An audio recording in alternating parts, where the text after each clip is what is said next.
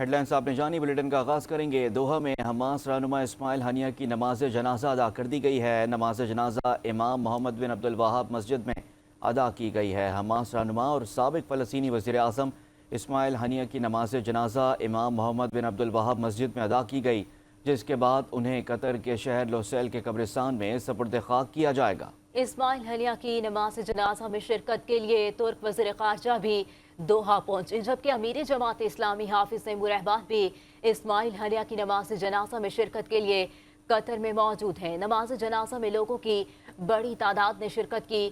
گزشتہ روز حماس کے سربراہ اسماعیل ہنیہ کا جسد خاکی دوحہ میں ان کے گھر پہنچنے پر جذباتی مناظر دیکھنے میں آئے۔ اسماعیل ہنیہ کے جسد خاکی کو قطر منتقل کر کے ان کی رہائش گاہ پہنچایا گیا۔ حماس کے سربراہ اسماعیل ہنیہ گزشتہ روز ایرانی دارالحکومت تہران میں ہونے والے اسرائیلی حملے میں شہید ہو گئے تھے۔ وہ ایرانی صدر محمود پزشکیان کی تقریب حلف برداری میں شرکت کے لیے تہران میں موجود تھے۔